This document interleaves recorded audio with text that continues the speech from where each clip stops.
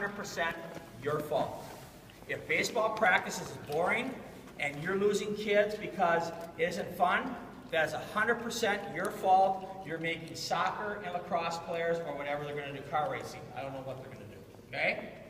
If the kids are bored with baseball because they don't like it, not your fault.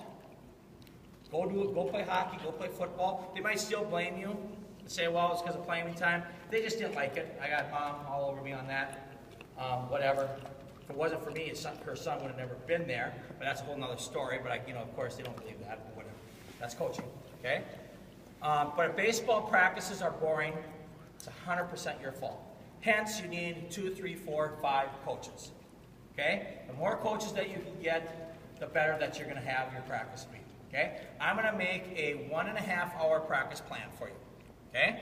I don't have it printed up because it's 1 out of 1,000 you can make up. You could write it down if you want. You don't have to use it at all. I'll give you 1, and then your practice plan is whatever you make of it. Make your own up, okay? But I'm going to get one that has worked like rock solid dynamite for 10, 11, 12, 13-year-old players. Does everybody agree at 10, 11, 12, 13 that players should have more than one position? Okay, we're on the same page, okay? So does everybody agree that they probably should play even if he's a shortstop, okay? How many of your sons are shortstops? A lot of them, you get it, okay? Mine too. Even though he's a shortstop, should he be able to play second, third, and center field? Do you think that that's fair? Okay, so we all agree with that, correct? All right, so we're on the same wavelength. Here's a practice plan I used all the way up through 14s. That was really, really good. And if you want to use it, you can. It's an hour and a half. Get them in, get them out. Okay? So, the first thing we need to do in a practice plan, and you guys should know this, at Forest Lake High School, I cut half to 75% of my team. Okay? In 5 minutes. I sat up there, and I watched the guys throw and catch the baseball. Once I watched them throw, and I watched them catch the ball, I could pick kids out of the crowd that could not compete when we played Cretan. We played Stillwater. We play the top teams in the state. That's what we play. They couldn't compete. I cut them immediately. That didn't mean I cut them out of the program, but that meant they had no chance to play for me at the varsity level. They were JV, sophomores, or cut, depending on numbers. Okay? Why is that important to you? You're the guys training them. You got them at 10 years old, 11 or 12 years old, 13, 14. So you want your sons to make the first cut? Have them throw and catch properly. Give them a chance. Seriously. I'm not the only guy that does it. Everybody that has a winning program does it that way. Okay? So, you can't catch, you can't throw, you can't play. Everybody agree with that? So, for the first 10, 15 minutes every day, every practice, we have to have a throwing program. Okay? So we start off here. Grab your glove. Okay? Grab. Here you go. We'll start off here. Look on that yellow line. We'll go to the white line here. Okay? White line. Here. I'll move back here. We'll get right up here. I'll put my glove on here. I put my elbow on my glove. I bring the ball back. I grab it with 4 seams. You know what 4 seams are? You teach them. This is a 4 seam. This is a 2 seam. Here's a 4 seam. I get it here. I put my hand back right by my ear, and I snap my wrist forward. I keep my hand here. He gets it up. Get ready. Do it to me. He gets it here and throws. Very good. Get it up here. Back. Flip it. You want them to go and throw the ball this way with their fingers pointing down. Why? Because I want to get that tumble of the ball. When he does that, very good. When he does that, he is getting good rotation on the ball. He's learning to snap his wrist. That is carry on the baseball. Some kids, when they do it, they'll get it back down here and they'll push it. They'll push the ball. We don't want pushing. We want it up here and snapping. After he does that for a couple, 5, 6, 10 throws, then we move back here. He stays there. I move back. Stop. I'm here. I turn my body this way. I don't throw it conventionally. I'm here, 10, 11, 12 years old. I'm here, my shoulder, hip, leg is facing right to my target. Arm up, I get my arm up here. It's facing the back wall here, or it's facing to the side. If the ball is here and I throw, that is the wrong throwing mechanics. You won't play for me, okay? The reason why, throw it back to me. Good. The reason why is because if you have it here, you lose velocity and accuracy. Whatever reason, physics are involved, you go here or here. When you throw, somehow, when you throw, the hand goes this way to throw it. You don't start from here. Does that make sense? But now, what we want is watch. Again, I'm here, up. Now when I want you to throw, I want you to go right up here, stop. And now, throw. I throw from here. I don't even follow through. All I do is go here, I turn and I throw. I make sure I tuck my glove. I make sure I get it up here high, and I throw it right to the chest. Now, we get it up here. Arm up, throw. Good. Arm up, throw. Oh, I did it wrong. Throw. You don't have to follow through. Ready? Arm up, throw. Perfect. We keep doing that. Coach then says, move back. Now we move back further here. Now we go from here, and we do the same exact thing. But we get one more thing. Arm up, and then we follow through. Ready? Watch this. Arm up, throw. And I follow through, because it's a longer distance. Arm up, throw. Follow through. Good. Right to the chest. Then we keep moving back further, further, further as we go. That is the long toss. That is the long toss and everything that we have here. Okay? That's how you strengthen your arms. So you allow 10 to 15 minutes every day to play catch, not fetch. How do you control throwing? You control it. All the balls start on that side. Arm up, throw. Catch it, arm up, throw. You see how this goes? 10, 15 minutes. You're teaching the proper way. When they're catching the baseball, have their hands out in front and catch with two hands. Okay? Then, when they move back further, now we're just playing normal catch and stepping like we normally do. Kidding around with our buddies, whatever we do, okay? But you see the progression as we go. 10 to 15 minutes every day controlled throwing. Okay? So for the sake of it, there's 15 minutes. Okay? Then you're going to have 3 coaches helping you. Three minimum. This is bare minimum. Then you're going to have 3 captains on the team. If you want to make it hard on yourself, anoint one different every single day. Good luck to you. I never did that. Usually, I wasn't politically correct because I knew him. My son was one. It's easy, Zach. I used the other coach's one, was Luke. And I used the other coach's one, which is Jake. Okay? They were the 3 captains, or you could use, I didn't use captains, I used whatever you want to use if you're politically correct. Okay? The reason why I had those 3 is because it's easy. You put 3 other kids with them. That is their group. So I would say there's 3 groups. The group leader is Zach, Luke, and Jake. Then you put them in their groups. In every group, you have 12 kids, have 4 kids in a group, correct? Okay? So now, you start breaking things off. Zach's group went to shortstop. Luke's group went to first base. Jake's group goes to outfield. 3 coaches. Got it? Why shortstop? Longest and toughest place to play in the infield, longest throw. So when I worked at infield stuff in this group setting, I would have them all at shortstop. I don't play shortstop, coach, I play second.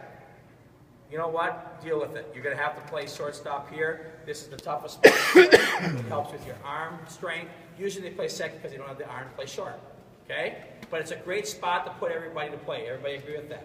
The other group went to first base. Well, coach, I don't play first base. You need to catch the ball, right? If you play first base, second base, third base, shortstop, you got to pick the ball in the dirt, right? Yeah?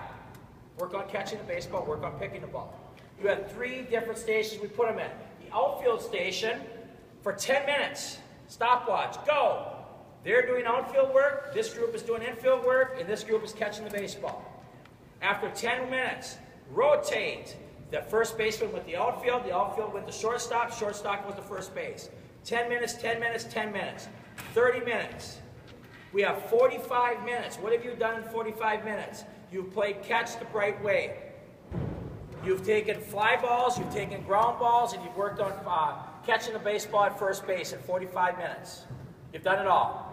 Now for the next 45 minutes, which equals an hour and a half, now all of a sudden we can work on our hitting. You've got 3 groups of 4, correct? You take Zach's group, he's hitting. You set up 2 other stations. T-work, going up the middle. I don't care what you do. You've got 2 stations going there. You have 1 kid on deck and you have the other kid hitting. You have Luke's group playing infield.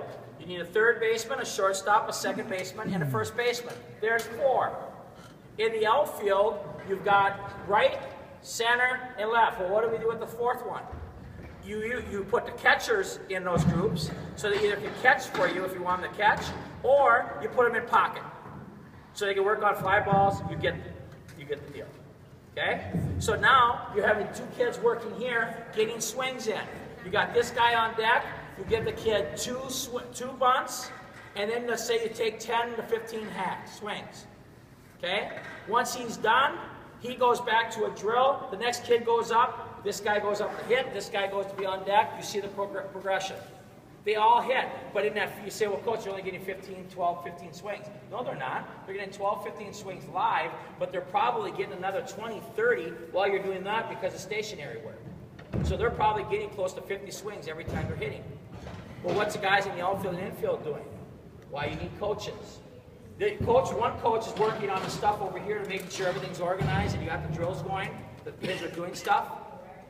The other coach is throwing BP, there's 2, but what's the other coach doing? He has a fungo in his bat or he's got balls in his pocket, he's taking the baseballs out, and the first pitch is thrown, boom, it's hit to the shortstop. Let the shortstop make the play, throw the first. Well, while that's going on, why can't you say, hey, here you go, ready, go, and throw him a pop fly, or hit him a pop fly? Why can't we do that? Okay? If you're doing that, we've got baseballs and everything flying all over the place. Does that make sense? We got baseballs and stuff flying all over the place. We've got ground balls that we can hit. We can go here, so he didn't get a ball. But now I'm standing here with a fungo bat, and he gets it, and he doesn't get one, but now I can say, here we go. I give him a ground ball, and he can give it right back to me. Baseball stuff is happening all over the place. Baseball's no longer boring. A lot of interaction, a lot of stuff going on. The more coaches, the more you can do. You have 5 coaches, just think of all the stuff that we can do with 5 coaches. That's usually what I had. 3 minimum, up to 4 or 5, and then I'm the boss. Okay? And I just say, hey, what do you want me to do?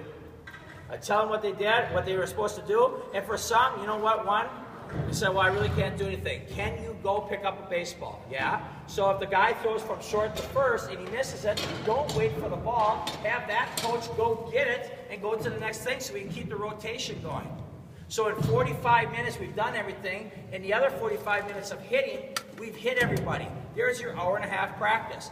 Coach, we haven't pitched yet. Guys, we're in the middle of June. You've just played 3 games and league games because it rained, and you've got a tournament in a week. Do you really want to go pitch your pitchers now in practice? No. When you guys, at least in the Metro, when we start playing, we don't have a lot of practice time. We have enough practice time for ground balls, hitting, and maybe a little bunt defense stuff. Okay? Now that's just one practice plan. Now, in the early parts of the year, you might take some of that stuff and say we're only going to hit for a half hour because I have to put, if you guys have bunt defenses in. So you put bunt defenses in. Or maybe you say, you know what, I don't want to do any hitting today. We're going to do all defensive stuff today. Fine. Early pitching. So early in the season, like right now, I truly believe you guys should probably look at, you're good for right now, for about a 2-hour practice. Why? You're just getting the kids back. You're just trying to get them going. So now you do the same thing, but now we need to work the pitchers and the catchers. Okay? So I got an idea for you. If you don't have pitching rubbers, put tape down. One here. One here. One going this way. And one going that way. There's 4. Okay? Well, you have usually 2 catchers, right? So 2 catchers can get work, and then you got a couple dads. There's a bucket, bring a bucket, sit on it, and then work on catching. You got 4 pitchers throwing, have them throw 20 pitches. They throw 20 pitches, those 4 are excused and done. I've got 10 pitchers on the team, do the math.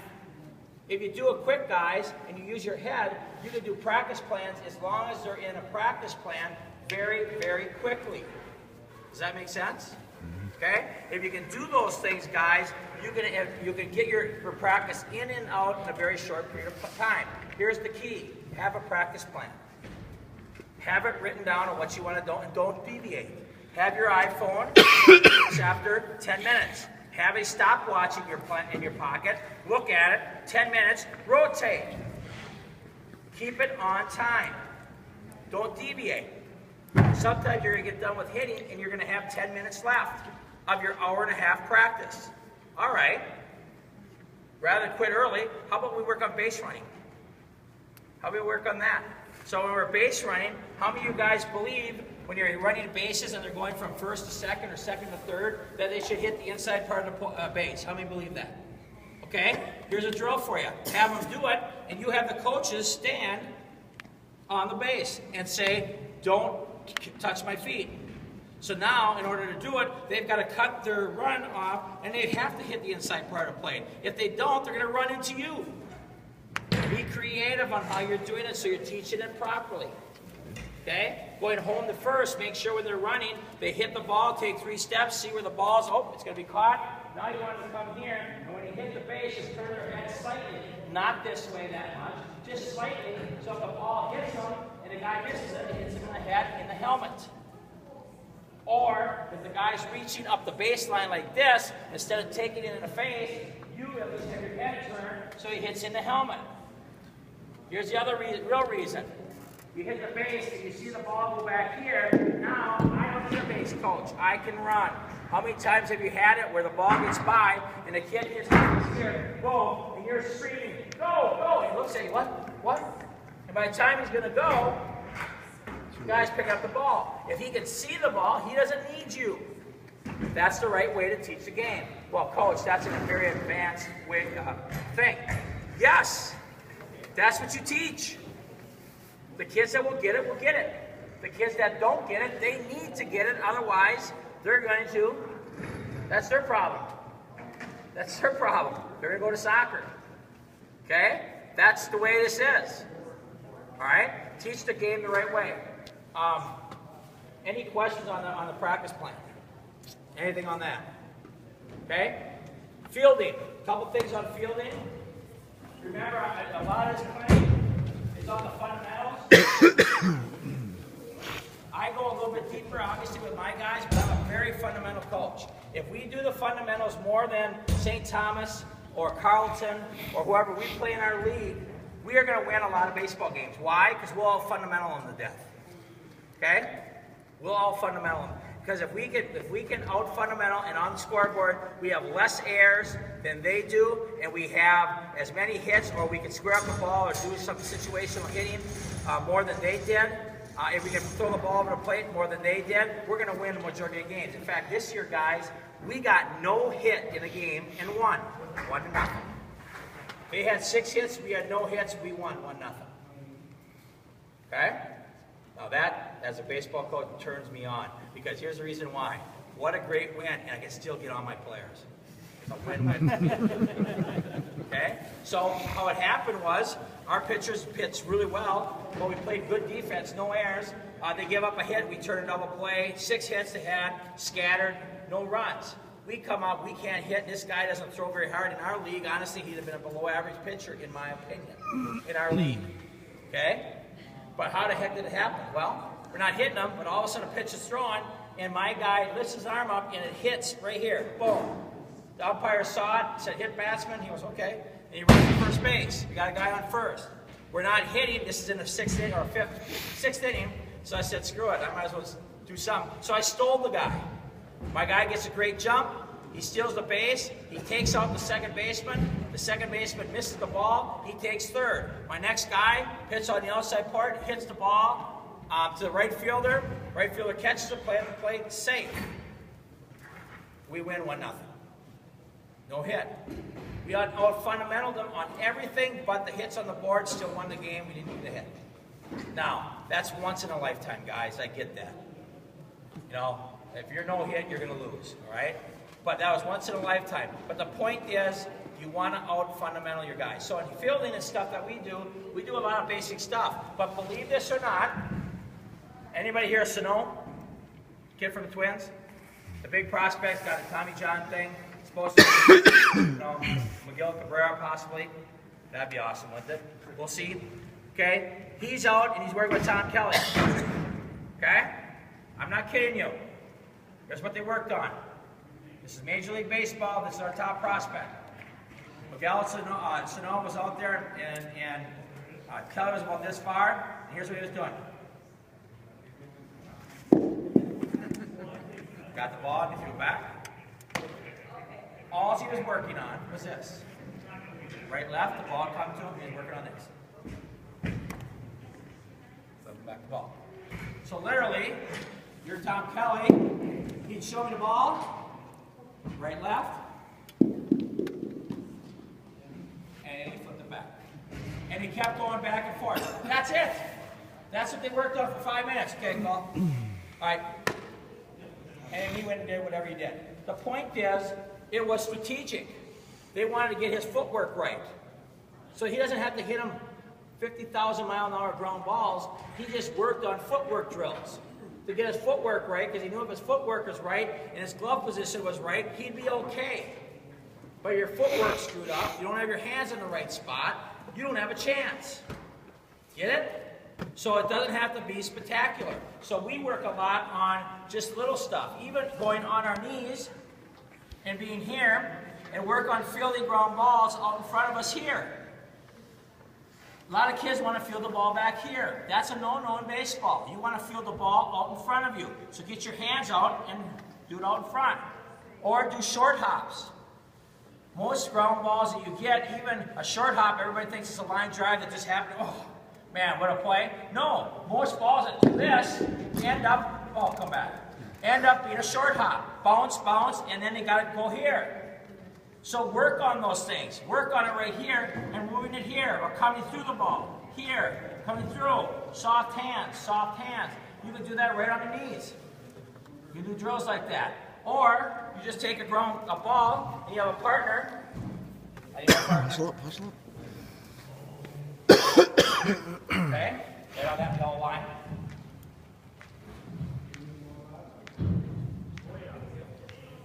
Okay? I'm going to show him the ball. When I show you the ball, I want you to go right, left. Being the balls of your feet. So, I'm here, ready, I show him the ball, right, left, I give him a ground ball, come to it, break down, step and throw. Or, you can do it this way. Ready? So do it again, back up a little bit. Go line. Ready? Show you. Ground ball, don't throw it, catch it. Good. Now go back to the line. Show me the ball. Go ahead. Ground ball. Pick it up.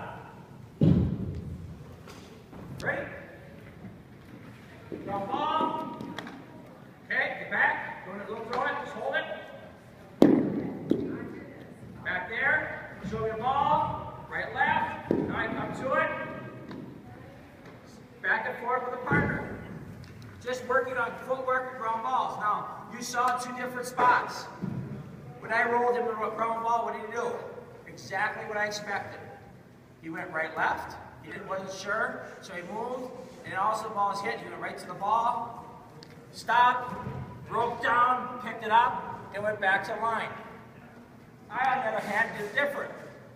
He showed me the ball. I went right, left. When the ball was hit, I went here. I skipped. And I got my momentum to go to the base. That's our level. His level, he did it right. With his level, here's what we're looking for. Good job, stay right there. Show him the ball. Every time a pitcher comes set, throw. And he goes here. Every one of the infielders should go have a right, left, so that on the balls of their feet, they shouldn't just be standing there. They should be coming in. So we're back deep. He's ready to pitch. Right, left. I'm in a fielding position. I'm down here ready to go. The ball's hit. I go to the ball. I did a nice job. Go to the ball. I break down. Feet. Again. Shoulder width apart. You'll probably be with me in a minute here again. Shoulder width apart. I bend down here like I'm sitting in a chair. My glove goes out in front of me here, and I feel the ball out in front here. My eyes, my knee, and my hat are right on the baseball here. My top hand is on top of the glove. 3 reasons. Protection, keep the ball in, and transfer. If I have my glove out in front, my hand out in front, it takes a bad hop, I can use this as a deflection. 1, 2, cover the ball so it doesn't pop out of my glove. 3, I need to take the ball out to transfer it out. And then 4, we step and throw. Okay? You can also use a fungo. I just hit him ground balls and let him work on it. I'm just showing you some drills you can do, guys, without having to have a lot of space, a gym area, even outside, you don't have to do it. I'm not going to waste my time on giving you drills. Why? Go on the internet, look up infield drills. You will see more infield drills than I can even come up with. I'm not wasting my time on that. Look at that. My job, I want you to see, is do the drills, but what are we looking for? We want the guys to be in front of the baseball. We want them to break down, so they're here. They're filling the ball out in front of them. They're closing up here. And remember, when you catch the ball, we're stepping and throwing to the target we're throwing at. That's what we need to do. Same thing, outfield drills. Now we go to outfield. What do we do there? You want to pick your teams right. Okay? I'm not even going to ask how you do it, but I know how they do it in Forest Lake, and I laughed at it. Doesn't do anything, but the reason why, usually the tryout person is a lot of times, not always, they're either high level or sometimes really the tryout people, they want it fair and equitable. So what they do is they put a star. This isn't always the way it is, but a lot. Right here, and they put one here, and then they put one over here. Have you seen that before? And they say, okay, kids, start here. And then now they know, and all you got to do is watch the pitching machine and know that the ball drops right there. And all the good players, they just cheat, go, and they run right to that spot and just wait for the ball. So what kind of drill does that do? It does nothing. You want to see who can play and who's a high-level player, have them run and catch a baseball. So how do you do it? How do you practice?